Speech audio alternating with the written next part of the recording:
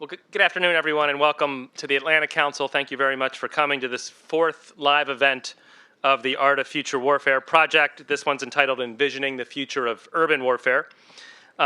This afternoon, we'll have a really interesting panel in a discussion about how art and creativity can illuminate thinking about international security and armed conflict, and in this particular case, how visual art can inform our understanding of what urban warfare might look like in the 2040 to 2050 timeframe. I'm Barry Pavel. I'm an Atlanta Council Vice President and Director of the Brent Scowcroft Center on International Security. We're increasingly drawing on this, on people, experts, and leaders in this field to help us with strategic planning, with thinking about the future, with looking at global trends, and with developing strategies to deal with those trends, as well as with associated challenges and opportunities. In Washington, we often discuss the challenges of international security with a generally shared mindset of things that are broadly accepted and within traditional parameters.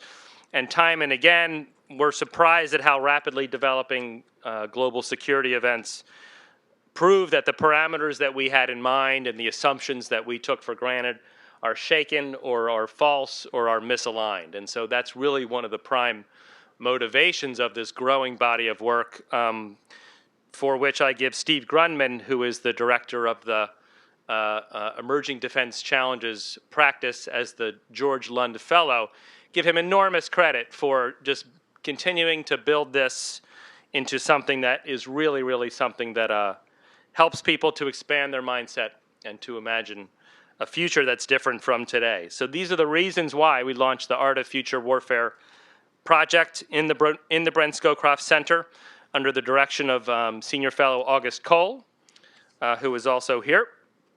We're seeking to engage people with a different mindset, creative people and working artists, not that people in Washington aren't creative.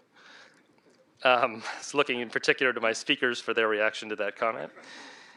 In thinking, though, about how complex and nonlinear futures that will unfold certainly across this decade and this century, and how those dynamics may shape and animate global security, armed conflict, and planning. And so more specifically, this project is meant to cultivate a community of interest in works and ideas arising from the intersection of creativity and expectations about emerging antagonists and competitors, disruptive technologies, and also novel operational military and defense concepts.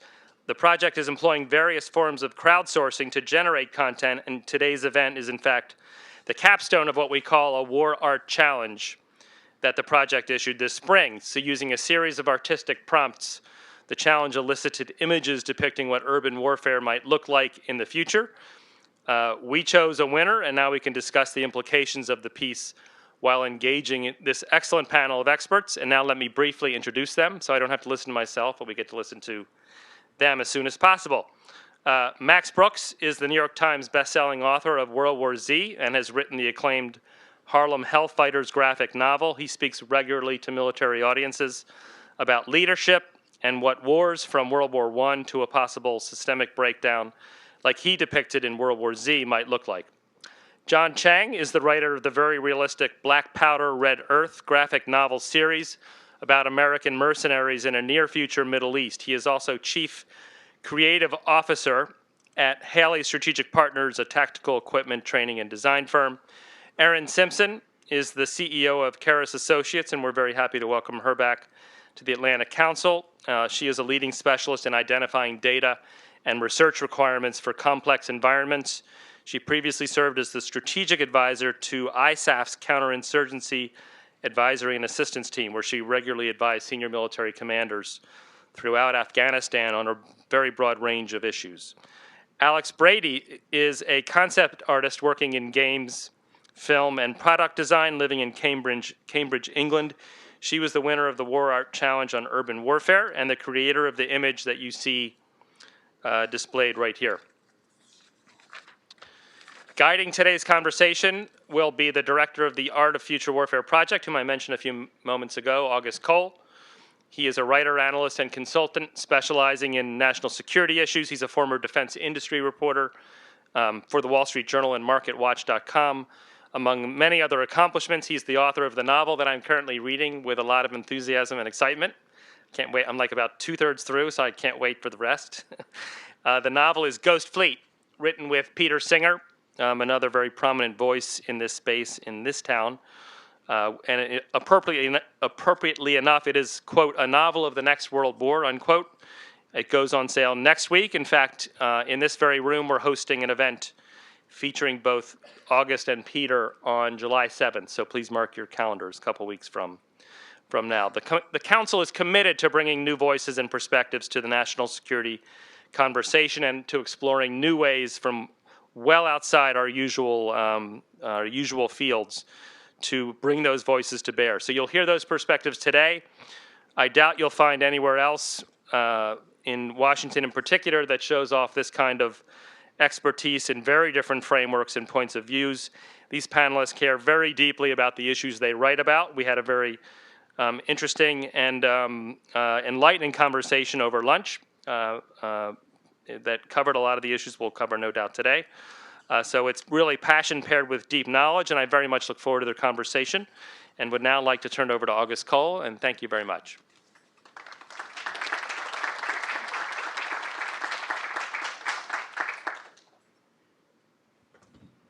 So we're going to begin this talk with a Skype conversation with Alex Brady, which I will do from the stage here, and then our panelists will join shortly after. It'll be about 5 minutes, but a chance for Alex to talk about the great image that she has created for our context. Alex, thank you for joining us by Skype from England. Thank you very much for having me. It's lovely to be here. We've got great audio, so we hear you just fine. We've been showcasing your image in the lobby and also in the room here. Talk a bit about how we might interpret that in the context of the future of urban warfare.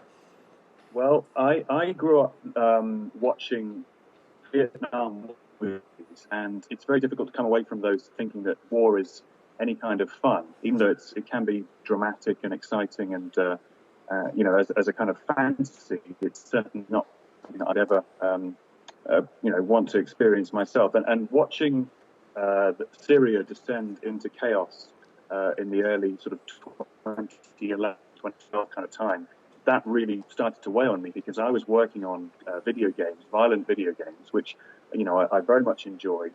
But it started to kind of concern me that I was taking part in an almost fetishization of weapons, which, you know, as I grew older, it started to trouble me a bit more. And I guess this image was the kind of expression of that feeling. I mean, I tend to not ever put any kind of political statement into my work, but I guess it just kind of osmosed into the world, feeling this concern about the state of Syria.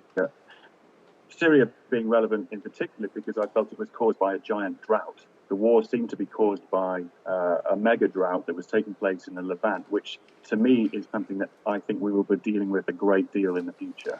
When you create an image like this with a massive piece of military equipment, it sends a statement in and of itself, especially in contrast with the woman who is in defiance standing in front of it.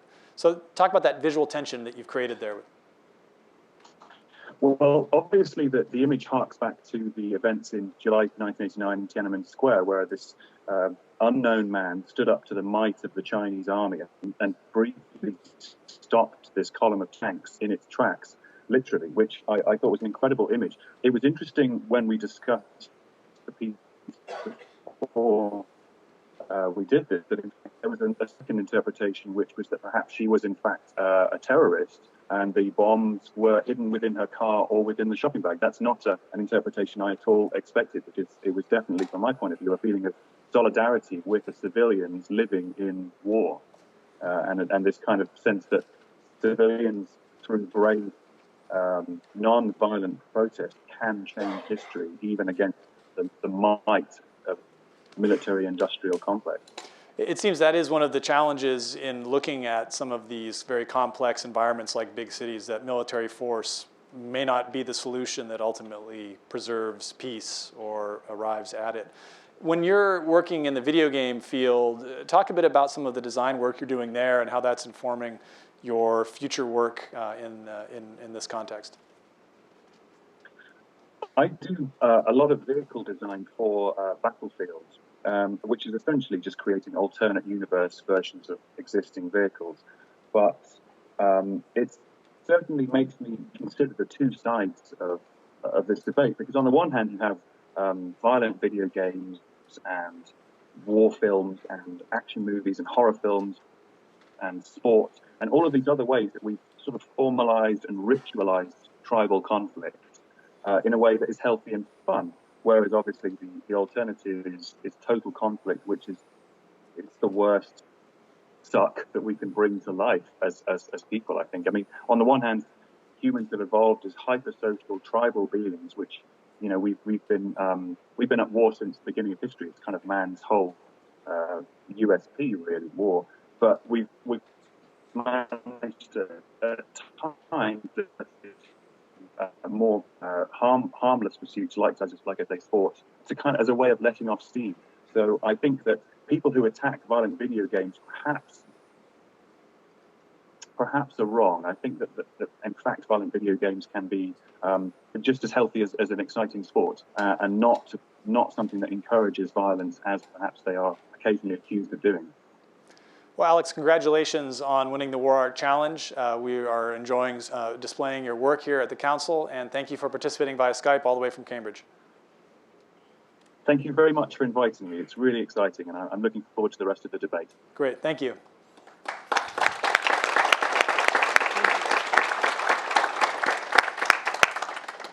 So what we're going to do now is bring the rest of our panelists to the stage. We'll take seats here up in front of the room and begin our conversation.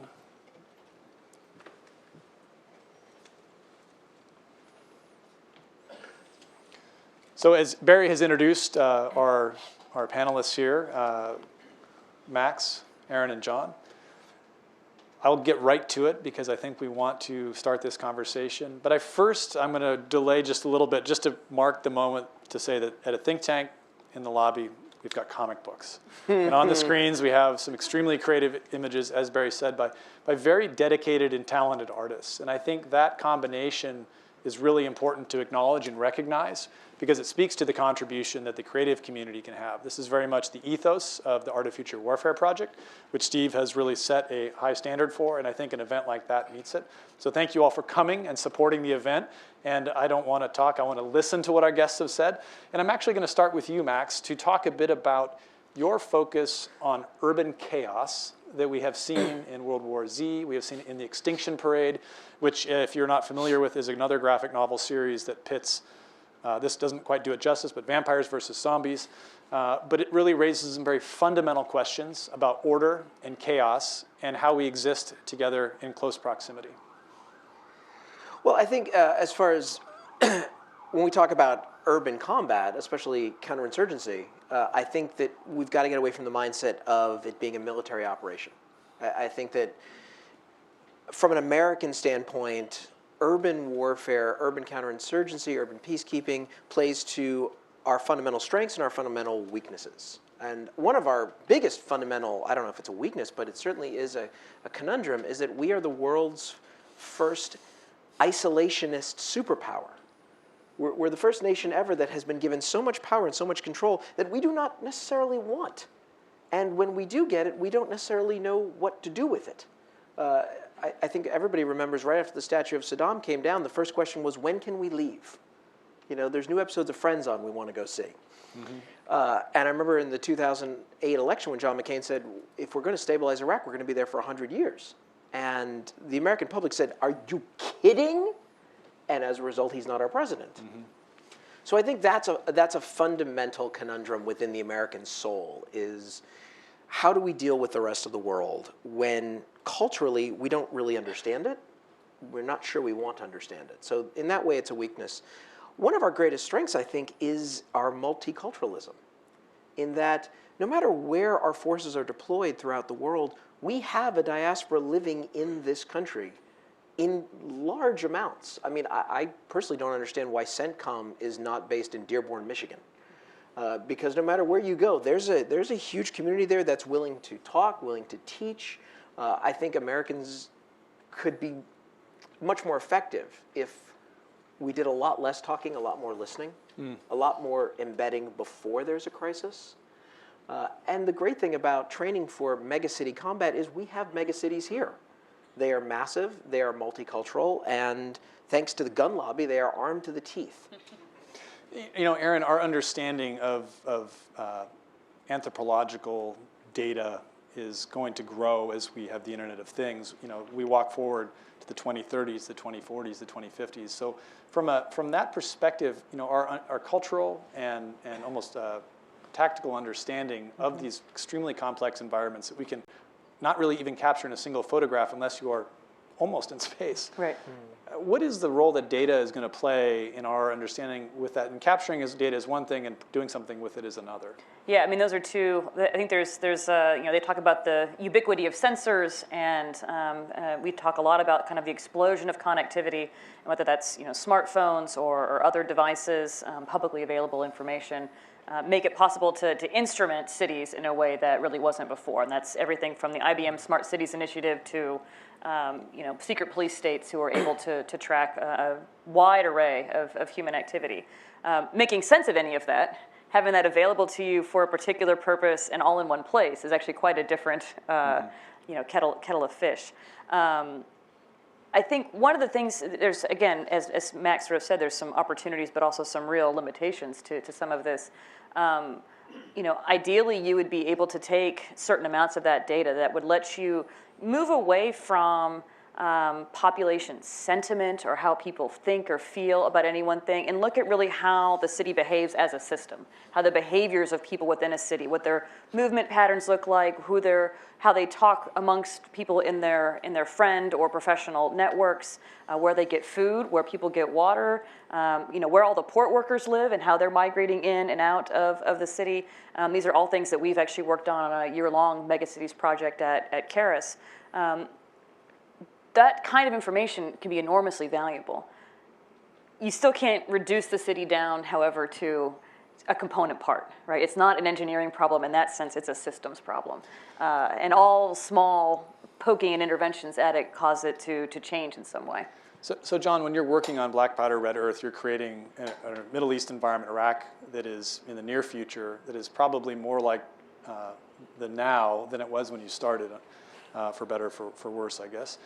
But what you're doing also is taking almost an artistic approach to that same basket of data because your work is heavily researched, and yet you have a defined vision that you put into a graphic novel. Do you see that ability to take art as an expression of data, you know, in the future as we better integrate those two?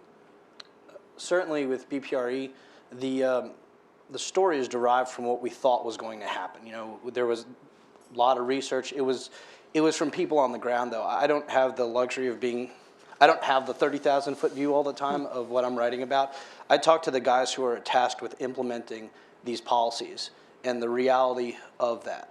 And that's you know, I think that's why we were able to get so much of the stuff right in our book. Not to say that everybody was able to understand it, but you know, but when we were talking about this at lunch, how not all Americans were even aware that there were multiple kinds of Muslims, you know, even today, you know, or that the insurgency wasn't just one group that was fighting. It was disparate groups that are still fighting.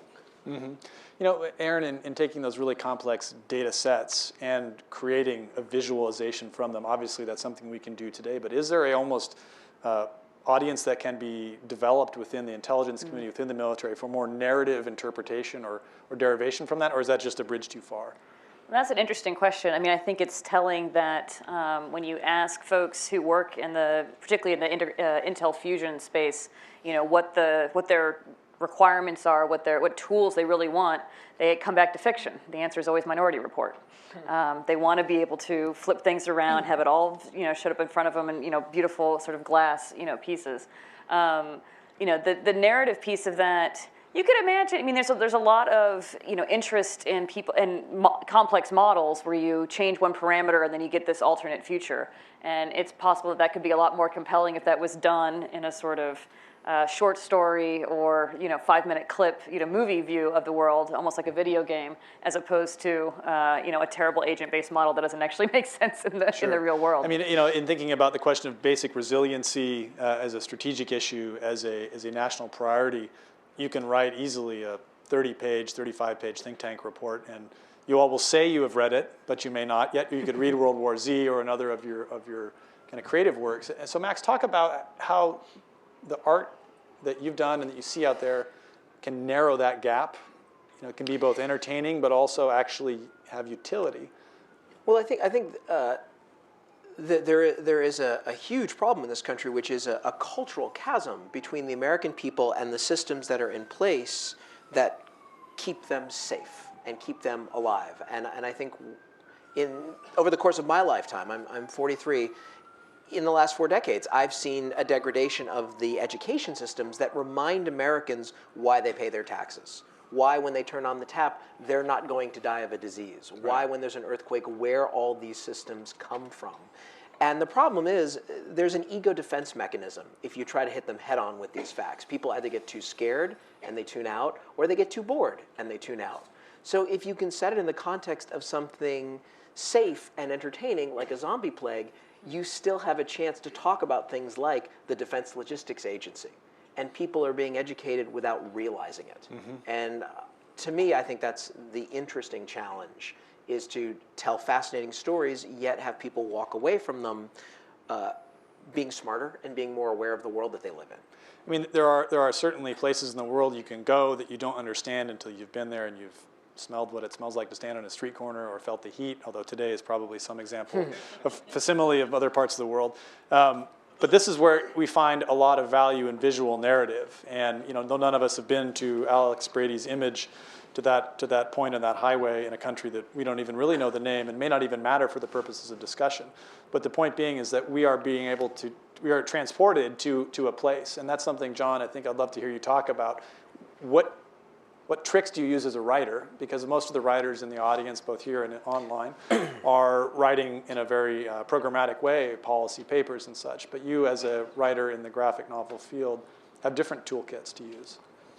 Well, sort of like Max was saying about, you want to make an entertaining experience as well as an informative experience. I mean, that's part of the reason I write the kind of material I write as well. To be honest, for us, I mean, it's just tons and tons of research. Yeah. Like all, he was talking about at lunch, the buttons on the uniforms had the wrong notification. We had in one of the books, the artist drew the unit ID patches wrong on the soldiers, the assaulters' kit. So we had him go back and redraw all the patches to make sure the correct nomenclature was there. So much of it is, and when I was writing the first years, I lived in New York City, which, you're saying Dearborn, Michigan, man, I used to go out of my office and there was a mosque 1 block away. The next block was a different mosque with a different group of people. I wanted to get Pakistani food. I could go there and listen and watch, the Pakistani rock music and eat food and chat with people who had just come over or were hanging out. And I mean, I learned a lot of what I learned from talking to people who had just come over from those countries and just looking at their photography, family albums, iPhone pictures. You can learn so much from that, and it really informs, from their words, what was going on in their cultures. So let's say we were tasked with looking into the 2040s and 2050s, very much the mandate of the creative challenge. How do you do research for the future, Max? Well, I think when you look forward, I think there's a lot of looking back. I think we can learn a lot of history. I mean, for example, everything that I put in World War Z is based on historical events. So when people say to me that could never happen, I say, yes, it could. It did. The Battle of Yonkers was not something I made up. The Battle of Yonkers was Isandlwana, where our British cousins took a horrific pasting from the Zulus. And then there's also just looking sideways. You don't even have to look backwards. I remember right before the invasion of Iraq, arguing, ironically, with fellow writers in SNL about what occupation of Iraq would be like. And they said, well, where do you get that from? I said, look at the West Bank and Gaza. It's already happening. So I don't think it takes much to look around to extrapolate what the future could hold. Aaron, if you were to think about what you would want to know, what you'd be able to bring to a user in the Intel community, if you could reach forward into the future and pull information back, this is putting you on the spot a bit, but what is that brass ring that has extreme value, not just today, but also thinking forward, because analytics will evolve and the way we operate will evolve? Sure. No, I mean, I think the short answer is there isn't probably a single brass ring. I'm very much driven by human behavior and organizational behavior, right? So what do people actually do in their day-to-day lives? I'm a political scientist by training, and so looking within a given city of how, not just who has power, but what is the source of it, right? So is it because you have access to water, or you have access, you control access to the port, or you control the village where all the people who know how to work the water station come from, right? There are different places where we might think about some basic, human requirements and then see what goes from there. But those kinds of hierarchies are not fixed, and things that are in scarcity tend to generate a certain amount of power, and those would be some of the kinds of things we probably start to look at. There's also a big geospatial element to this, and how is that power distributed across the landscape of the city, and figuring out some of those logics is pretty important. When we look at the image of this massive tank, it reminds me of Norm Augustine's law, who he at one point talked about how the Defense Department will buy one fighter, and I can't remember the exact year, but the point being that things grow in capability and in cost. There's also something to be said in that image that to look at the futility of military hardware in addressing some of these problems in the urban context. We had a Google Hangout chat recently, and this came up, that putting a tank on a corner was actually more problematic than problem solving in a very acute near-term sense, not even in a long-term sense. And so what do you think that balance, Max, will tip back and forth, or do you think we're already seeing some truths that will be true today, but also true well into the future? Well, I think culturally it plays to one of our strengths, because as Americans, one thing we're actually good at is reinventing ourselves. As a young country, as a country that's constantly having new blood of immigrants, is we're not afraid to change the rules of the game. We're not afraid to be uncomfortable. I mean, if you look at every war we've ever fought, the army that marched into World War II, World War I, our Civil War, is very different than the army that marched out. We're very good at changing, as opposed to, say, a war like Vietnam, where we kept trying to stick to what we knew and what was comfortable. And we see that. When we try to be psychologically comfortable and feel good about ourselves, when we always want to feel like a high school senior and do what we do well, we're in trouble. You would think we would have come out of Vietnam with the best counterinsurgency school in the world, but we didn't. We said we're going to go back to West German fold-the-gap tank warfare because we feel like a senior, not a 7th grader. And I think one of the keys psychologically is to always try to feel like a 7th grader. Always try to feel like the dumbest person in the room, because then you're learning. John, the series that you have created spends a lot of time inside the car, so to speak, with the operators that you depict. You're very privy to their kind of intimate conversations, the routine aspects of really dangerous and often horrific work. What do you think that's going to be like in the future, the role that those private operators will have, but also what that might be like as technology evolves, as policies and practices evolve too? You're carrying some of that forward in your new next sort of installation, I know that, but even beyond that. Well, in the context of like a 2050, 2040, I mean, the tools may change, but the techniques don't. Okay. Undercover police work is similar today than it was 10 years ago, 20 years ago. The militarization of the police is in often response to the people they have to go and I guess what you enforce the law on, whether it's mostly narcotics, right? And I think the same is going to be true overseas. As you have bigger states, bigger cities, you have more smaller interests, like more diversity, and those interests aren't always going to work well together. And as a state actor, if it wants to have, if a government wants to have influence, they have to deal with those on an individual level, like the human level, like you're talking about. And I would go so far as to say, when I talk to undercover NYPD guys about going and doing hits on a crack house, they say the same things as soft guys who have to do a hit in Mosul. It's like, oh yeah, they see you coming in, they start yelling something, or they sound the call to prayer, and guns come out, people get shot. So what do they do? How did they address that? They stopped going in Humvees. They stopped wearing uniforms. They started wearing clothing, low visibility body armor. It's not about like a massive force presence. It's about being able to do the stuff in a more, I guess, a more law enforcement-like fashion, but you're still executing a military mission. I mean, I kind of differ from some people in that I think the mission of counterinsurgency, the mission of counterinsurgency is almost like dealing with organized crime. You know, there's a godfather, and then there's a bunch of different families and people who work for the godfather. And the godfather is just trying to keep everybody fighting with each other, right? You don't want peace in a region. You want balance of power. And that is what I see as a goal, especially as things get bigger. I mean, and then you have corporate interests, which are as strong, if not stronger, than government interests. So you see those actors changing and evolving. Yeah, I definitely see it being more about money than about notions of states. I think there's also, I mean, there was a movie which I think had one line which personified how Americans feel about foreign policy. It was not a good movie. It was called Pearl Harbor. And I'll slam it. I don't care. Michael Bay ain't here, and if he was, I would tell him. And there was a line which I know the RAF group captain will roll his eyes, where when the first Japanese planes come over and drop a bomb, one American goes, "Wow, I think World War II just started." To which the Europeans and the Japanese and the Chinese went, "Duh." Because I think that goes to the heart of our isolationism. What we don't understand in many conflicts, that round one for us is usually round 7 or 8 for the other guy. Mm-hmm. And when we look forward to a future conflict in 2050, that military conflict of 2050 is happening right now, not as a military issue, but as an environmental issue, a social issue, an economic issue. The wars have already started, so but the kindling is being assembled, and it's just waiting to be. It's not a war yet, right. And chances are that the actual shooting will start in 2030, and then draw us in, and then we will say, "Wow, I think World War III just started." Mm-hmm. So I think we need to be more aware of that kindling. Mm-hmm. What are the conflicts starting today that are not yet conflicts?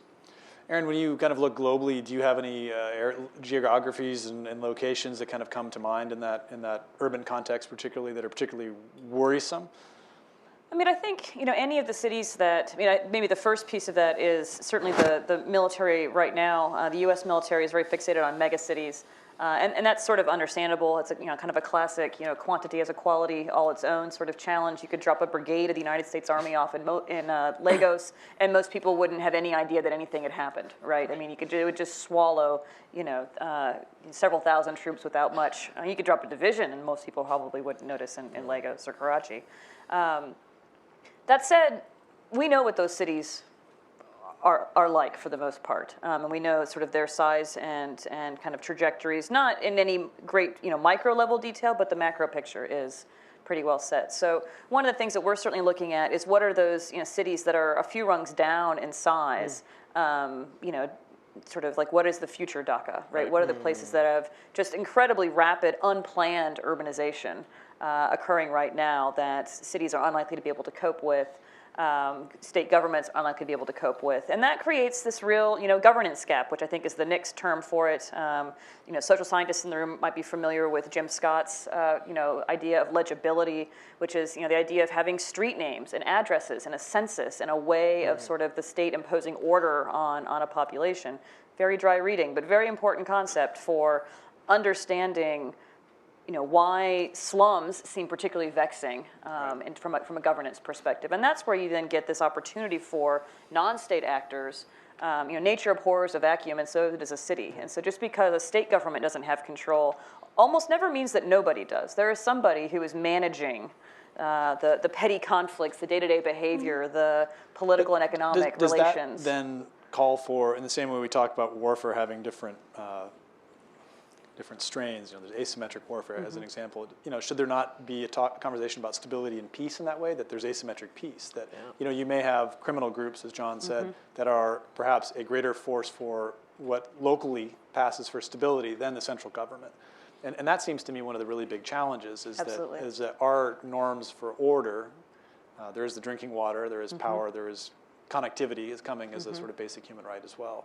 But finding ways to not disrupt that stability, as precarious as it might be, or maybe not even to our standard, but far worse or far better than the chaos that could come. And that's certainly part of the sort of system dynamics of cities, right? I mean, I'm from the Midwest. I grew up in the suburbs. New York City still doesn't make any sense to me. Right? It's even on a grid, right? Try LA. Try living in LA. That don't make any sense. And, but these are essentially self-regulating systems at kind of the micro level. And you can take that, to places as far-flung as, Helmand Province or, Rio de Janeiro or elsewhere, that there's certain things that are functioning and they're in, if not quite in balance, but they're allowing people to live, daily lives, and figuring out how not to screw all of that up when you show up to fix some other large structural problem is analytically very interesting, but a hell of a challenge. I think it's also going to be even tougher for the United States, because literally as we're engaged around the globe, we're also pulling back our own systems of nation building. At home we are gutting our own systems that keep the lights on and the water Infrastructure. running. Exactly. I mean, our infrastructure has what, a D- grade? Yeah. We're cutting emergency services. We're cutting civil service. I mean, we're dismantling all the systems that will be essential to keeping our troops alive in another city. So how can we rebuild a nation or even a city in another country when we have less and less experience of it right here? That does speak to one interesting, both more of almost an opportunity, but it can be a challenge in urban environments. You're not going to bring all your own systems in the way that we sort of do expeditionary warfare right now. There's, whether it's a phenomenon of technological hugging, which means that your communication systems are the civilian communication systems. And so if you, like the Mubarak government, want to shut down cell phone service, it means that your army officers can't talk to each other anymore, which turned out to be problematic. Or whether you're riding on the existing, road or water network of a particular place. Those are some of the considerations where we're not going to bring in, most likely, the amount of sort of the food and water that would sustain, a large-scale army in that sense. You bring up a really good point, because I've done a little bit of work with home security forces, basically like vibrant response scenario. And with our North, one of the problems that the U.S. Army has here in a disaster scenario, forget another country, is that our conventional forces are very used to building and owning the infrastructure in a disaster. They build the road, they use it. So even our own army is training for homeland disasters, trying to understand, how do you navigate local roads? How do you deal with the local sheriff? How do you not get in people's way? So we have to learn that here before we even attempt it someplace else. Jon, some of your work in the video game field and also through your training work, it would be interesting to hear your sense of how you might prepare people for an environment that is so unlike anything we're experiencing at home, even if there are similarities on some levels. But preparing someone who has to deploy either for a special mission category to a megacity environment to a... I mean, one of the notions is one of the things I think that, I'm sort of getting off topic a little, we have this concept of what a state is and what a city is and what order is, and we were talking about the ports and the services and police and that, hey, I'm going to be able to go to the store, and it's we used to joke about this in video games. Who wants to live in the world of Final Fantasy? Everywhere you go, you get attacked. Anytime you leave a city, you're fighting monsters, and they seem to come out of everywhere, and you're like, who wants to live there? Like, that's a horrible place. But then you try to bring that back, and you ask me, hey, how do we prepare a guy to go to pick a country in the Middle East? And you can't just pick a guy. It's like you don't just make guys who are capable of doing senior level work out of the gate. It's years of experience. I mean, that's why cops don't start as detectives. That's why a guy joins the Army and doesn't go straight into SOF. He has to go through a whole program of learning languages, embedding with people sometimes as they go out with NGOs. But you can't just magically learn the topography of something. I mean, even in a game or in training, the first time you play a game, you're running around a rat maze, right? You have to learn your way around the rat maze. Right. You can't just know that. So there's no shortcuts. There's no technology that fixes that. There's absolutely no shortcuts. And we like to think there are sometimes. A guy told me something a month ago that I thought is maybe not exactly pertinent to this, but he said, we can train a guy. We can spend $1 million giving him body armor, M4 carbine, ACOG, PEC 15s, night vision goggles. We send him up a hill, and one dude who's got no training with a PKM can kill him and 20 people in 5 seconds. Because all it takes is, killing people is real easy once you have the right stuff to do it. You don't need a tank. That tank, you think about it. Like, what would it really take to stop that tank? How invincible did we think our stuff was before people came up with, Yeah, an IED, right? A street that's too narrow, an IED. You run over the wrong guy's car, and he's pissed off at you now for life. Like, he just picks up a gun, and he's going to walk into a mess hall and shoot a bunch of kids. That would be a video game where every time you shoot a guy that says, person you've just killed has 14 brothers and sisters who are now gunning for you. You know, it's true, right? I mean, like there's consequences to actions, and it's just like police work, and it's just like any of this stuff, because the notion of conventional fighting in a city. I mean, you think about one of the things I think about a lot is what is the purpose of taking a city? Why do we take terrain? We take it to own it. You know, like you were saying, well, we want to get out of here, right? We don't want to own it, because once you own it, you're responsible for it.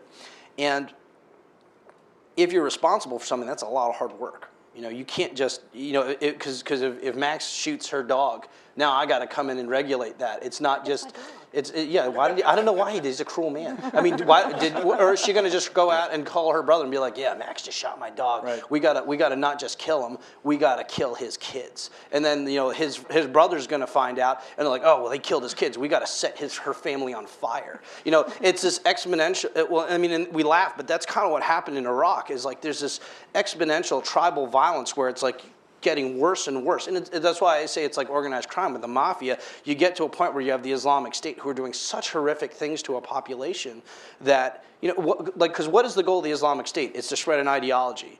That's why they don't blow up cities, because they're trying to spread their ideology. In World War II, we flattened cities because we were taking territory. We were pushing to Germany to kill, you know, basically stop Germany, right? So it's an easier to understand goal. And when you can't bomb the ghetto flat to get rid of drugs, right? They're just going to move someplace else. It's not a solution. So then is the other way to articulate the conversation about the future of urban warfare to think about as the future of urban peace, and that the preservation of order and stability is the de facto primary goal, you know, and a national priority for the U.S. But, I'm sorry.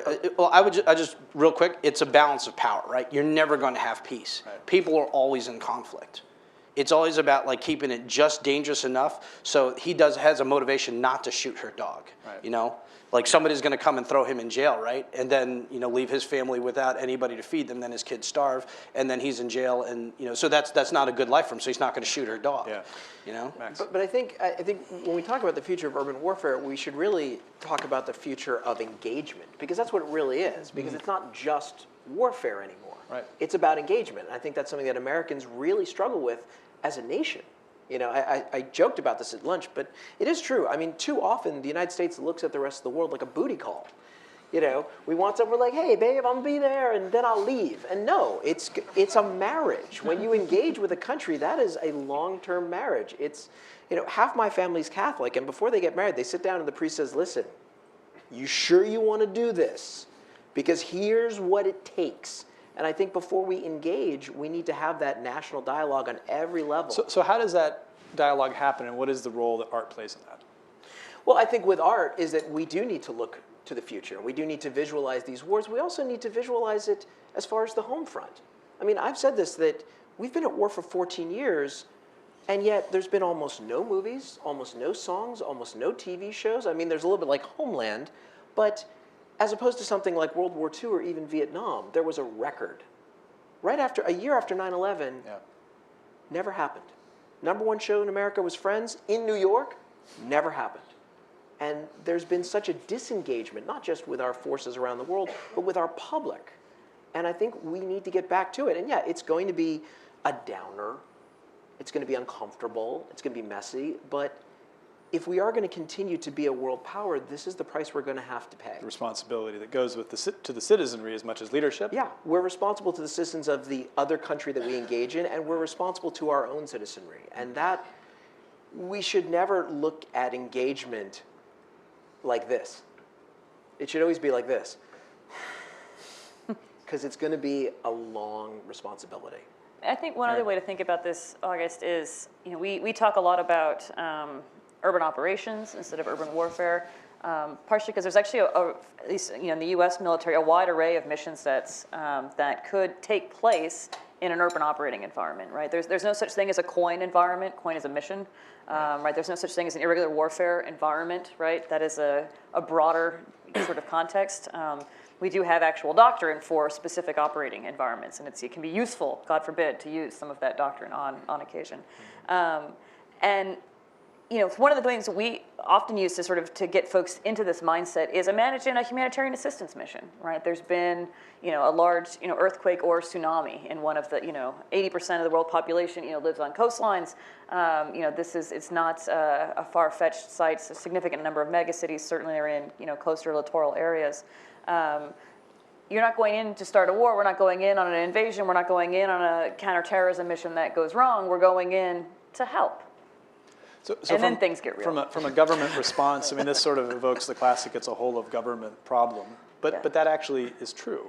It is, but that's Janine Davidson calls that the Santa Claus problem, right? The State Department's not coming, right? So get over the idea that there is a whole of government, expeditionary mission. So a whole of government approach from the long term planning process, right? So if we're, isolationists, we're also very short-sighted. So if we're talking though, to put it into the future, 2 decades out, what are the steps that we might take between now and the far-off, humanitarian mission of 2040 that enable us to do something that doesn't create problems, that we don't run over the wrong dog, or that we come with open hands rather than a fist? I think there needs to be much more integration between, like you said, between the entire government. I mean, we have the DIME principle, but I think that needs to be truly integrated because you want to talk about the DIME principle? DIME, I believe it's diplomatic, intelligence, military, economic. The notion that when we do engage with a country, we need to truly engage on every single level. And I think that's incredibly important, and also it's not new. We used to be really good at this. We were saying at lunch that 2 years before victory over Germany or Japan, we had already planned the post-war world. And we were good at integrating within our organizations. We were also good at integrating with our allies. So by the time we had VE or VJ Day, we were ready for the next phase, as opposed to the invasion of Iraq afterwards, which was the improv comedy hour, making it up as we went along. And we can never do that again. I mean, a different version of that, I would say, on sort of the diplomatic and humanitarian side of things, is to recognize that the people that we need to be engaging with aren't at the national government levels. And that's just not how we train or really plan for these sorts of things. But we're talking about, if you're talking about what's happening in Karachi or what's happening in Rio or what's happening in Jakarta, what's happening at the national government there is not irrelevant, but that's not what's going to be critical to your mission success, right? So figuring out the local political and social conditions and the power players involved there, and then empowering people to deal with them, and that's a challenge. So John, this makes me think again about the upcoming issue you have, because this is what we were talking about at lunch, and that the evolution, you're thinking about who are the power players in many of these environments. So talk to a bit about your progression in the Black Powder Red Earth series from your first issue, I guess, to where you'll be going next, and the role of NGOs and private actors versus nation states using PMCs. Okay, yeah, I mean, for those who are not familiar with my book, all of you, the first series was about Saudi Arabia trying to figure out how to fight Iran without using Saudi troops, for the same reason that it wasn't necessarily a great idea to put a massive force on the ground and invade a country that we didn't know what we were going to do with it. I'd like to think that, or I believe that some of the other nations in that region saw what happened and have learned from it. And you kind of see that in Yemen right now, where they're not putting an invasion in, they're doing airstrikes. They have special operations guys, they have their intelligence guys. Moving forward, for me, I think that we are an isolation power. I agree with you. People don't necessarily want that problem. They don't want to think about it. They got enough issues putting food on the table and figuring out what's in their food. So I see, somebody told me recently that the world, it's like 20% of the world generates 80% of the wealth. So there's a potential for growing wealth in all these other places is huge. So people are investing in them, and they want to protect those investments. So if I'm trying to build oil in a country that's destabilizing, what's my best way in there? Well, I'm going to invest in NGOs. I'm going to invest in humanitarian missions, because humanitarian missions need security. And now I've got a whole pool of guys who are really well trained, who maybe aren't employed by a state actor anymore, who I can pay $1,000 a day to go in and let's get rid of these guys. Take care, run the mission the way you would want it without encumbrance. Because that is the thing I've heard the most of in my community is we were doing great until somebody kicked down the wrong door, like you said earlier, and shot the wrong guy, and his family suddenly turned against the entire U.S. mission.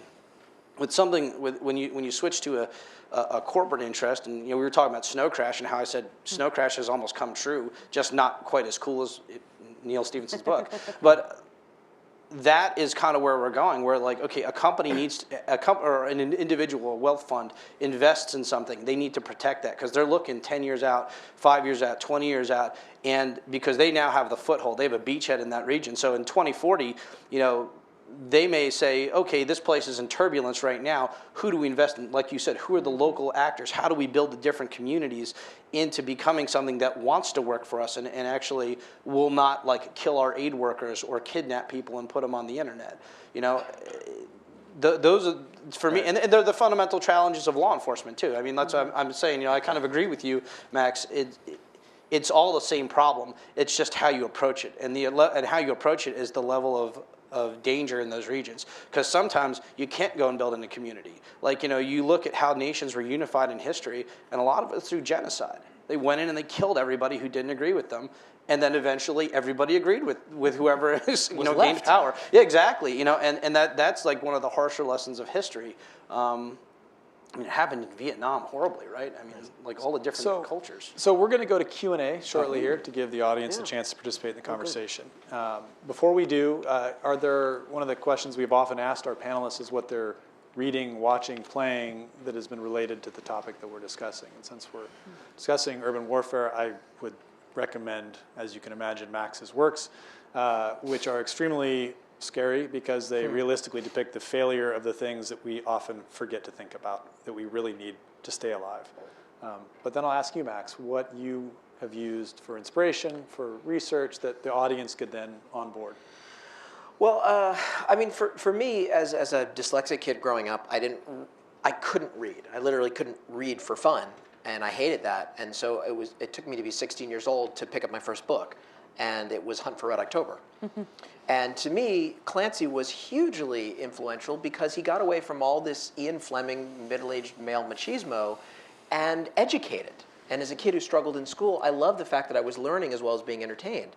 And the fact is, I don't believe, they say write what you know, but just because you know it doesn't mean you've been it. And Tom Clancy was never in the military. He was an insurance salesman from Maryland who was just a military nerd, but he did his homework. And to me, anybody who really does their homework, I think, can be wildly entertaining. Right now, I'm reading, and I'm going to stick my foot in my mouth. Please, somebody Google this. The book Tambora, about the volcano. I just finished it, and I forgot the author's name. I'm so sorry if you're here. I'm so sorry if you're watching. You wrote an amazing book. But it is the story of the volcano Tambora, how it essentially affected the entire world, how that climate change affected starvation, economics, politics, writing, Mary Shelley's Frankenstein. And for me, making those connections, I find truly fascinating. Aaron? One of the things that I really like about World War Z is, and this happens in a lot of both, whether it's speculative fiction or science fiction fantasy, is that the characters don't know what's happened, right? All the flashbacks are, you get these sort of pictures of how they learned that they were in the midst of a zombie apocalypse, right? And that's actually like very true to life if you live in the intelligence world, right? So it's one thing to be tasked, find me everything about Al-Qaeda. It's another thing to say, I think there's an Al-Qaeda, and here's how I'm going to go find out about that problem. It's why the first season of The Wire is so amazing, right? There might be this thing called the Barksdale Clan, and I'm going to spend a lot of time trying to figure that out. The only other thing that I can think of in that same vein is the book, Randy Schultz's book, "And the Band Played On," about the emergence of the AIDS epidemic, right? What a book. So these problems of discovery, where it's not the case of exploiting or tracking a known threat. It's about, I think there's a thing after us that we never even thought about before. I'm currently rereading Cryptonomicon, which is not particularly novel, but is a great summer read. And amazingly how well, much like Snow Crash, amazing how well it holds up 20 years later. That's a summer read? That's like a 1,000-page book. Sometimes it takes all summer. But, but I can't read Palace of Treason until the 4th of July weekend because I'll stay up all night reading it. So. And The Band Played On. I mean, I think everyone should read that book it's a great study in human failing. Yes. Because just from a scientific point of view, AIDS is really hard to get. And yet, how did we let that genie out of the bottle? And it's such a great chronicle of human failing. John, any recommendations? Okay, I mean, I started writing because of, not because of comic books, but because of Japanese manga. The first book I ever read was called Area 88 by a guy named Kaoru Shintani. And Shintani wrote a story, ironically, about a mercenary Western Air Force that was fighting against a religious extremist regime for a more Western regime in a country called, I think it was called Aslan. I mean, it's been translated different ways. Anyway, that was the whole reason I started even reading comic books. I only discovered the whole cape thing much later, and I really never got that into it. So that's why I started writing. I mean, what am I reading right now? I've been watching a lot. It's funny. I haven't been playing any games recently either because I just beat Bloodborne, but that has nothing to do with urban conflict. Or maybe it does. We could talk later about that. Well, it's a game. You're a serial killer basically. You go into a city. Well, a city. That's an interesting story. There's a religion that figures out how to use a substance that can cure all illnesses. And then it has a side effect that they don't realize, which it turns the people who take it into monsters. And you show up in the city thinking, they don't tell you anything in the game, you have to figure it out as you're playing it, that the whole city is basically, by the time you get there, has been converted to monsters. And everybody you tried to save will eventually become a monster, and you have to kill them. And it's a pretty dark game, because when you get to the end of the game, you basically, I won't spoil it. Anyway, so Spoiler avoided. Yeah, did not. But no, I mean, it's a really deep game, and it's really subtle. It's a game that I found frustrating in that it had so much rich lore to it, but it didn't tell you any of it. You had to really dig for it. So like all the stuff I just mentioned, I was about 75 to 80 hours in that game before I realized half of it was even going on. I mean, they didn't pound you on the head like a traditional narrative and say, oh, here's a cutscene and you should know this and you should know that. It was much more a journey to figure these things out. And the ending is open to a lot of speculation even. So that's what I've been playing. Well, we're going to go to the Q&A section next because we have a live audience on the internet. We want to make sure you identify yourselves by name and affiliation. You can use a pen name if you need to. And we'll have a mic moving around the room. And why don't we go right here to the gentleman in the tie. Hi, my name is Alejandro Sanchez. I work for the Council on Hemispheric Affairs. When I think about future war movies, I think of movies like Starship Troopers, Age of Tomorrow. And one thing that both movies highlight, and they sometimes highlight in your work, is that they always show fully mixed gender units, where women and men can fight in the front lines and nobody questions it.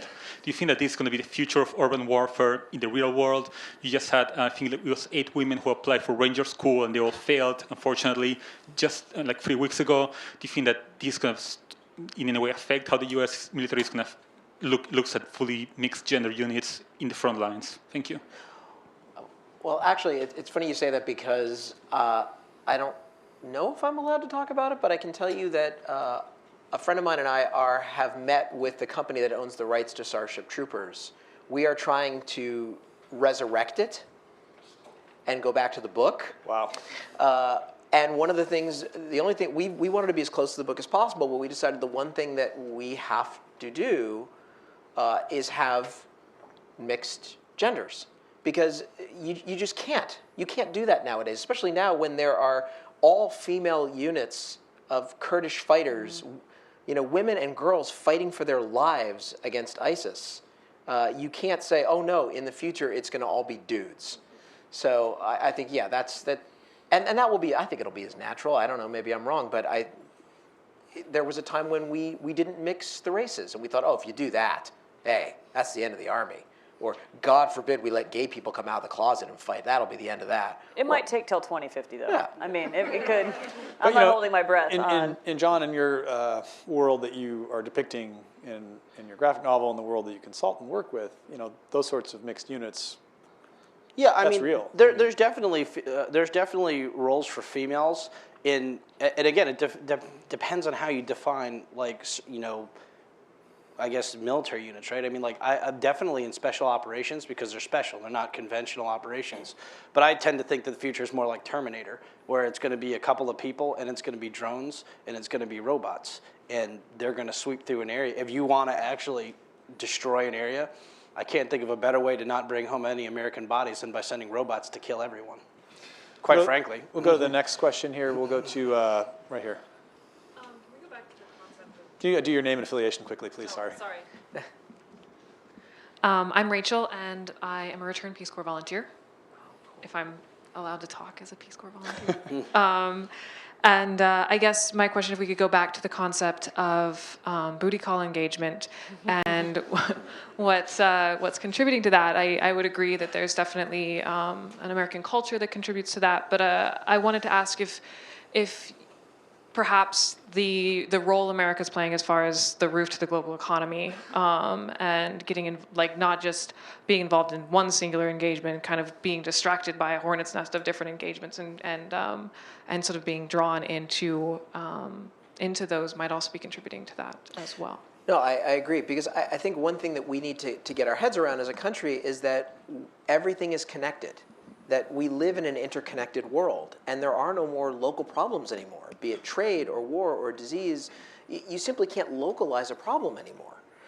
So I do think that's important, and I think that, you know, the Peace Corps, I think, was a great tool that we had, started as an alternative to communist influence, because I think what we used to understand about military conflicts before they were military, that if you sent Americans in to help people build up their communities, then we were a deterrent to the lure of communism.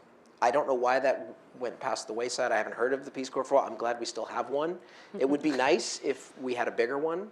But I do think that we do need to start thinking of every problem as interconnected, geographically as well as vertically. Christine? Hello, thank you. I'm Christine Vargas. I'm marketing manager at Avicent, where August is our writer in residence, and we very much appreciate you. So thank you. And I also have the distinguished history of being an employee at Random House when World War Z was published. Oh, cool. And it was very exciting, and it's what brought me to DC many years later.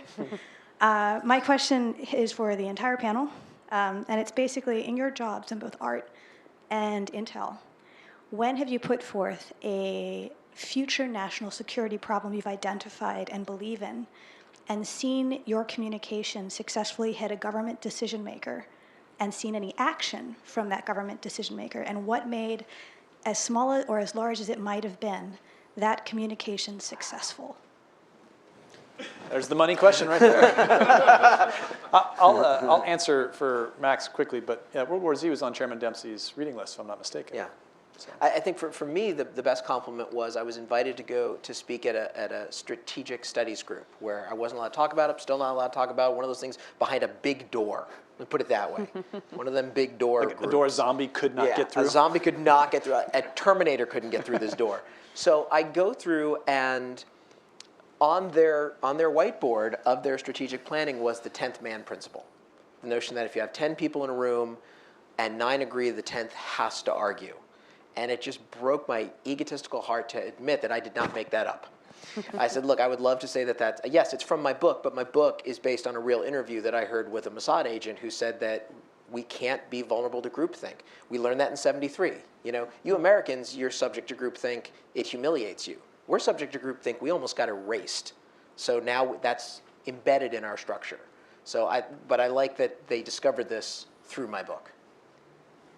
I guess I would put to lie the idea that there's some perfect memo that gets floated over the transom and lands on somebody's desk, and they have a thought.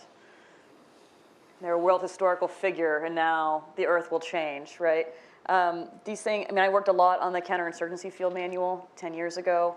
That was a protracted insurgency within the U.S. Defense Department to get, a new set of ideas about, the Iraq War in particular, but modern warfare in general. And that was thousands of memos and, office calls and personal relationships and lots of bourbon and, and a lot of dead soldiers and Marines. That, to me, that process, it's a protracted one. It's not sexy. It is literally paper pushing, but it's not the one idea. It's the very broad, informal set of networks that get activated to make that sort of change. I certainly have never had anything I do influence any kind of government decision maker. I mean, I've helped design equipment and training programs that have helped, you know, soldiers and sailors and Marines come back alive. That. Yeah, that. But no, not for my creative endeavors. At least not my Although comic the books. interlinking between that work and the creative work is close. Yeah, no, I mean, I couldn't do one without the other. Yeah, it's a great question. On the end here. Anthony Clark, I'm with American University School of International Service. This question is from Mr. Brooks. Given the current balance of power in Syria, if zombies were to emerge in the scene, who would emerge as the winner? Oh, that's a good question. Who would emerge as we mean, who would beat the zombies? Who has the best chance? Would the zombies win? Would the Assad regime win? Would ISIS? Oh, honest? You want my true cynical answer? Whoever would win would be the private contractor selling the anti-zombie equipment to whoever beats the zombies and the stockholders. That's probably who would win. Let's go from this side of the room in the blue shirt, please. My question is directed for Let's have you identify yourself quickly. Francis Wilson. I'm an intern at the Middle East Institute, and my question is directed to Mr. Brooks. I know the movie World War Z wasn't the most accurate rendition of some Here of we go. the things you're going to... Don't worry, it has nothing to do with the movie itself. It's just a scene in the movie that was particularly evocative for me was the scene where they reveal Jerusalem, Fortress Jerusalem, and it's this island of stability surrounded by chaos. And that was, for me, was redolent of, for example, the Green Zone in Iraq, or, you know, the Assad fortified enclaves in Syria right now. So I guess to the whole panel, how do you see urban warfare being shaped and defined in the future by fortified enclaves within megacities and then chaotic cities where the military can't exert any sort of control?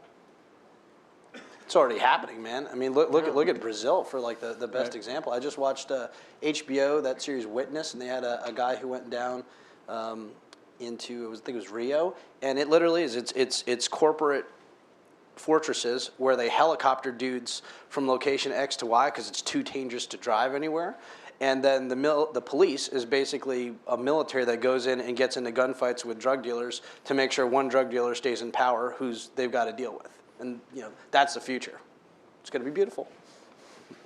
I think that there's, you know, another idea, right, is to think about cities as, you know, sort of living organisms, and they have a sort of metabolism to them. And the most vibrant, productive, creative cities are cities that people do, in fact, move through. I mean, it's one of the, you know, great tragedies of London and New York in the 21st century is the enclavization, you know, of them, and that, you know, Manhattan is much less diverse and vibrant than it might have been, you know, it might be safer, but it's, you know, certainly less intermixing in that kind of Jane Jacobs sort of way as it was, you know, 25 or 30 years ago. So certainly you can see, you know, in the face of, you know, real or perceived extreme security threats, the instinct to create those fortified enclaves is pretty real. But I think that'll ultimately strangle those cities. They won't be world capitals or even national capitals long with that sort of apparatus. Oh yeah, and I can tell you, living in America's most dysfunctional city, Los Angeles, that city practices voluntary apartheid, where there are green zones that are of, you know, essentially rich white people. And I remember when the earthquake destroyed the freeways in '94 and people had to take side streets. And it was this crazy cultural awakening where people didn't realize they lived in a city with other people who didn't look like them, didn't do the same job, you know, maybe didn't work at DreamWorks. There wasn't a DreamWorks, I don't know, whoever it was. But, you know, a city like LA is not a vibrant city. It is an enclaved city as opposed to, well, not so much New York anymore. But, I mean, still, you ride the subway in New York, that's a city. That's people from all backgrounds coming together, and it is a vibrant city. I mean, high security is often a response to a instinct of preservation. So there's the wealth generation versus wealth preservation dynamic, I think, that will play out in urban design in the future. Second row in the back, gentleman in the tie, please. Oda Aberdeen, as I listened to all of you, no one has mentioned anything about the history of Arabs and Muslims. And if you look at their history, before Muhammad and after Muhammad, in all their encounters, they have lost many times, they were occupied many times, but they have never surrendered.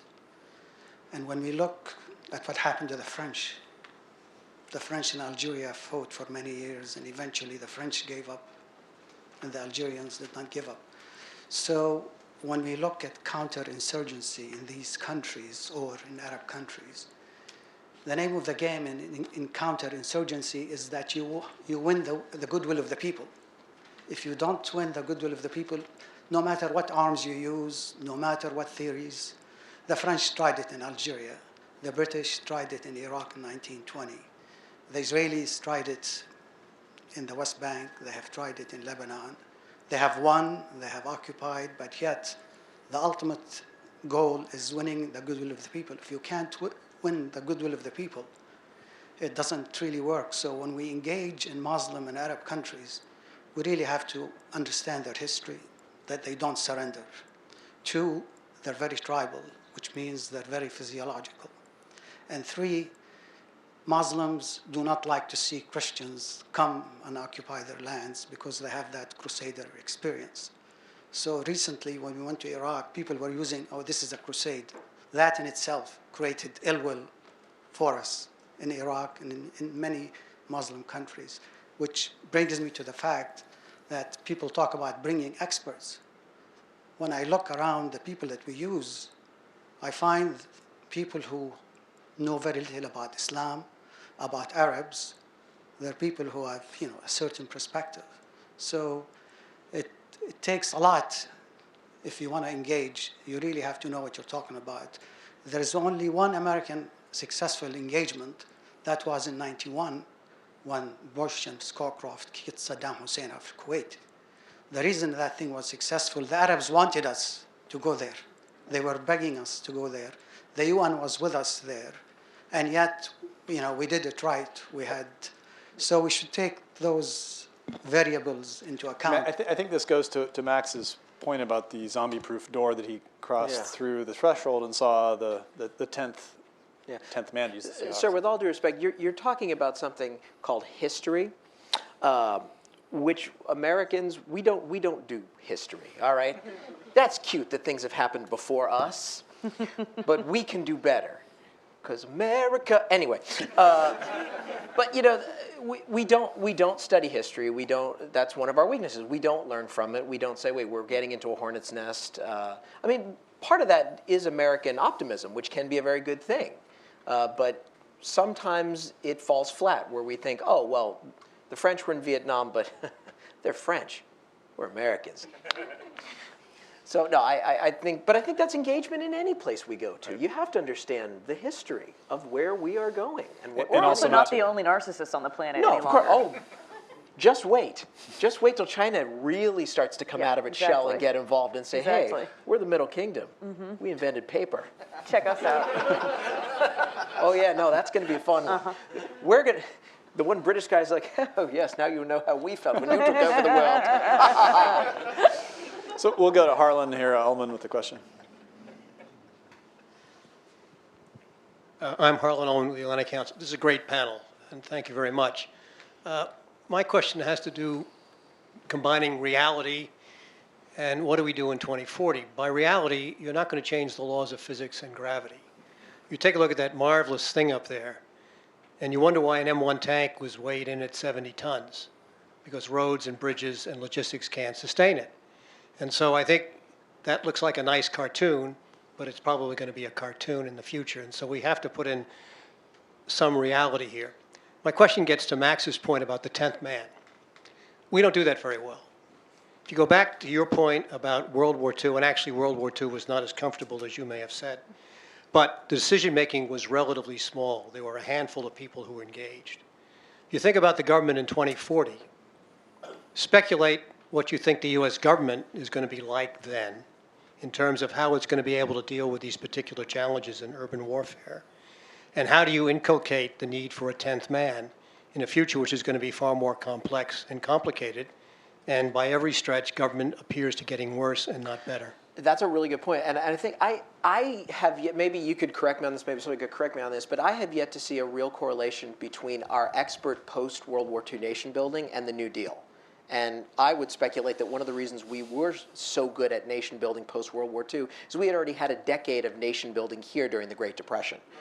Not really? No, the fact was we drafted so many people that you had mayors and you had chief of police who were in the military. And you're pointing that we started planning in 1943, we never took a look at the composition of the military, and that had all the people that were needed in terms of infrastructure and local government, and they had supreme powers. And we also recruited locals who already did it. And they were Soviets. Yeah. I mean, which is like not immaterial. So the Germans and the Japanese were absolutely helpless, so you had a very compliant citizen. But we also kept the infrastructure in place. You know, we didn't denazify as much as we'd like to pretend we did. I think that the institutional question is an interesting one. You know, one of the things that follows the World War II is not just the nation building that's done, overseas, but is a wholesale reform of America's national security institutions, right? The creation of the CIA, expansion of, formalization of certain Defense Department powers that had evolved DoD. during the war. It's interesting to think about. I mean, there's been a lot of certain adaptations over the last 15 years of war, some of which have been institutional. I don't think anybody's super thrilled with the institutional innovations that we've developed in the last 10 years.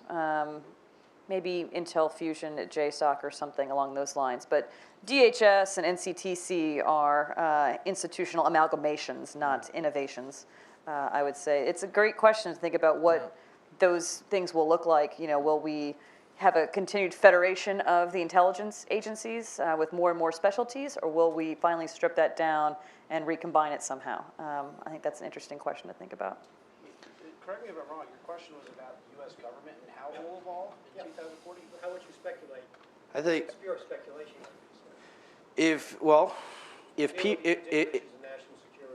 if people get scared, if people stay scared, they'll keep surrendering their rights to the government to stay safe. And we already have cameras everywhere in this country. I don't know anybody in any community I've ever been to that wants cameras on traffic lights, but they're everywhere. So the government already doesn't trust its citizenry, really, right? I mean, it's not really doing everything that its citizenry wants. And if you project that forward, we know the Patriot Act expired. We had something right away that got rid of, that just basically filled in the blanks. I see a more totalitarian U.S. government eventually. I mean, what did George Orwell say about the future? It's a boot stamping in the face forever, right? I mean, that's what it is, until it eventually comes down. I mean, power is going to amalgamate continually until somebody uses force to stop it. Because why wouldn't you keep taking until somebody slaps your hand?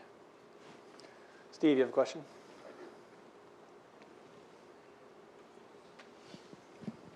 Thank you. I'm Steve Grundman, the Lund Fellow here at the Council. And I suppose I'm going to direct this question to Aaron, but I'd be interested in the other panelists' view of it. So since getting this project started, I've had the following phrase banging around in my head, and I catch it when I hear it on the news: to command the narrative.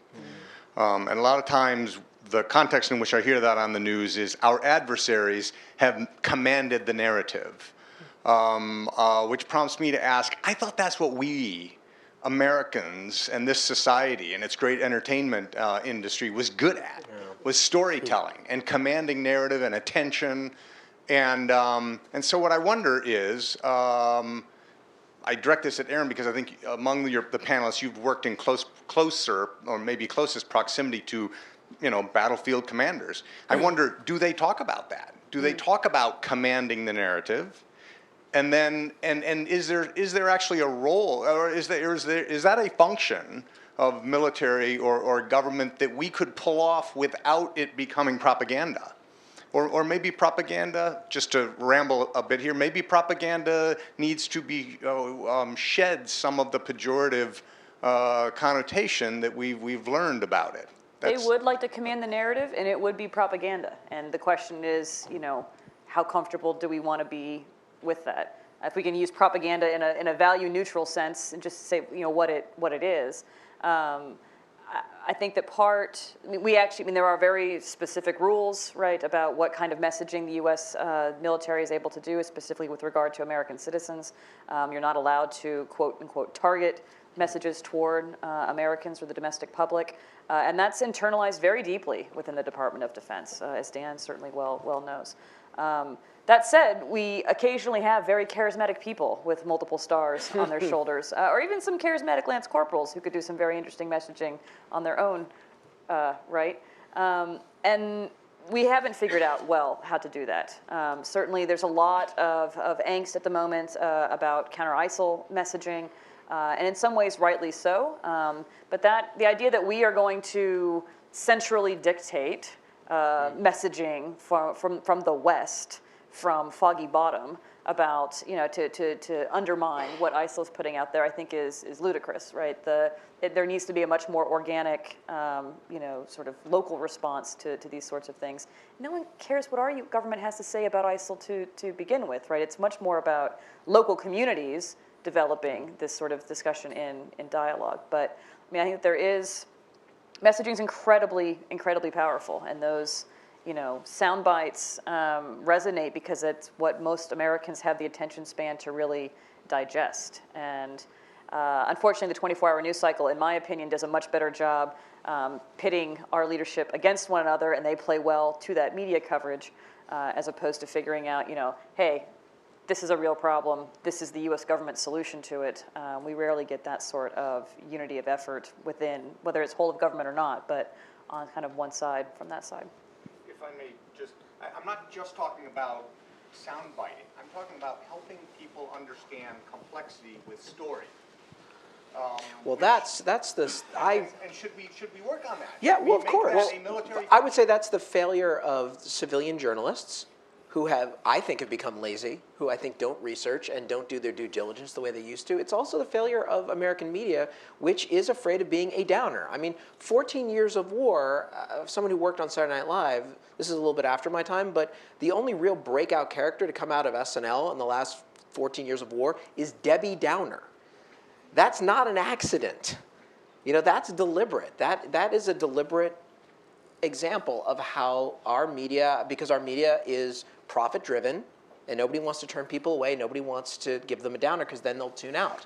I think there's something else to be said, too. And David Brin, the writer who's at one of our past events, made this point about the movie Avatar, but that often it would not take much for the people producing and creating to be mindful of this. You've talked articulately about the value in doing that, of having an enjoyable educational experience in an extremely entertaining film or book.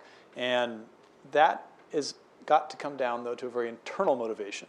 Yeah. I don't think it can be mandated. I don't think it can be bureaucratized. And I think the military would probably not be best suited to articulating that, but the creative community sure can. Yeah, no, it shouldn't come from the military, and it shouldn't come from the government. It should come from people who are actually doing it, like Thomas Tull of Legendary. Whenever he makes Godzilla or makes some big blockbuster movie, he makes sure that all the military hardware is authentic, and that all the organizations are authentic, because he wants everything to be true and accurate. And I think that it doesn't take much to do that. Right. I'll say this, in terms of controlling the narrative. I spoke to a guy who spent a lot of time between 2006 and 2009 in Iraq. And he said the most successful program we ever ran to convert people in general on a generational level to a more American way of thinking, or wanting a more Western life, was the rap station. They ran a bunch of radio stations that ran hardcore gangster rap, and people listened to it, and they embraced it. To your points, it doesn't come from the government. It's actually the American culture, which is actually kind of anti-government, that people want to embrace. You imagine living in a totalitarian place where you really don't have the freedom to listen to music without getting killed. That's a powerful experience. And I've seen pictures of Afghanistan of dudes riding around in the middle of nowhere with Wu-Tang on the back of their Hilux next to a PKM as they're going out to kill some Taliban. I think that I'm of the belief that you cannot steer history. You can only nudge it. It's going in a certain direction. I don't believe the Islamic State would never have existed if we didn't go into an Iraq. It was coming one way or the other. Maybe not today, maybe in 6 years, but you can nudge history by affecting people in the next generation. Entertainment is a great way to do that, because all young people like to do things like play games and listen to music and see movies. This is the stuff we all like to do as kids. Read comic books. We do it now. We're lucky enough to do it for a living. Obviously, not you yet. But you know what I'm saying? I think that's got more power than some state program where it's America's great, and some cartoon walks on screen with a flag. That's not selling anybody today. We're going to do one more question, John Watts, and then we'll adjourn to the other room. Thank you. A lot of pressure being the last one. John Watts from Noetic Corporation. I want to get back to the creative side of it and thinking about the future. It's often said that anything that someone thinks up in movies or in TV show or comics will eventually come true because people get it kind of embedded in their head and they kind of work towards creating that. And this morning there was more focus on the hover bike that the US military is focused on. So what I want to ask you in the line of what are you reading, what are you playing, is what is that one piece of tech that you've seen in Modern Warfare or in Minority Report or Star Trek or wherever that you think will be a really big deal, and not in the the obvious Skynet robots that everyone thinks is coming for them. What's that one kind of different piece of technology that you really think is passionate about, really think will be a breakout or be a big deal in the future? I'll let you guys go first. Aw, come on. You wrote World War Z. Well, first of all, I'm going to speak to you in your language, so you know that we as Americans are not isolationists. No, look, the truth is, I know this is heresy to say, but I think one of our flaws is technophilia. I think that we love technology too much, and we're always looking at some technology to solve the problem, and sometimes it does. If this were 1943 and I'm in the middle of the Atlantic, I want the best technology possible to sink as many U-boats as possible. Same thing with the Cold War. But unfortunately, especially in something like counterinsurgency, especially in low level in a big city, it really comes down to person, where you throw all the junk away and you just talk to these people and you build trust. And it doesn't matter whether they're Muslim, it doesn't matter what tribe they're from. Who is this human being? What do they want? What are they afraid of? What do they want from me? And that's timeless. Aaron? I certainly don't disagree with that at a sort of very basic level, and General McMaster has talked a lot about the importance of the human factors of warfare in that regard. I might say, though, in the 21st century that while hardware is less relevant in these fights, software is still very important. And so William Gibson's book, The Peripheral, which came out last year, has some just absolutely fantastic, basically time travel via the internet, which is the sort of thing that kind of lodges in your brain. I mean, from the guy who literally invents the word cyberspace, you would expect nothing less. But there's a lot to work with there. I think the greatest innovation that I would have never imagined was the smartphone.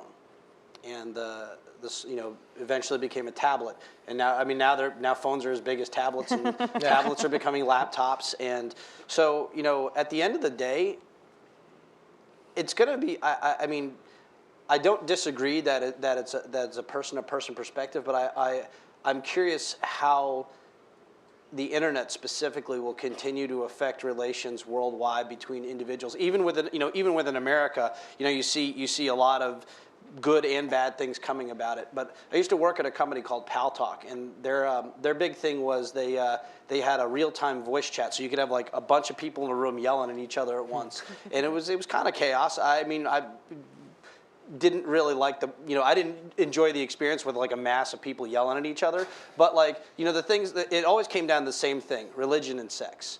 Every time, those were the two things people liked to talk about, and Alawaku is one of the people who was talking about that on the internet, and he's dead.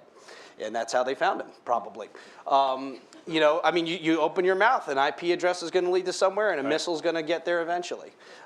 So I think the internet is going to continue to change the way we interact with each other on both a social level and on a power level, like you said, Gibson. He talks about it, right? That's how the power moves away from the central governments. Is currencies are developed online that aren't beholden to a gold standard or a bank someplace. They're beholden to other things, and that is going to be.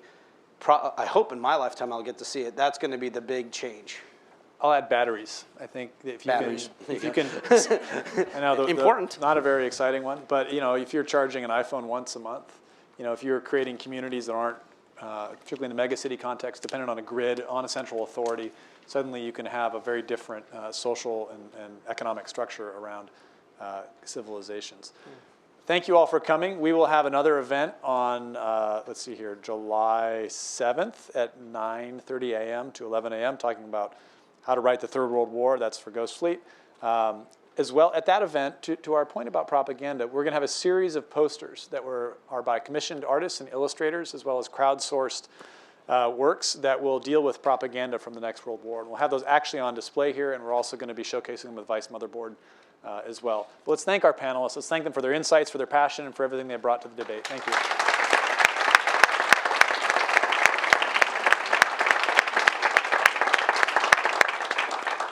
We're going to move next to the room next to us, where there'll be zombies waiting, and think tank fellows signing white papers. No, I'm kidding. Max Brooks will be there to sign and sell books.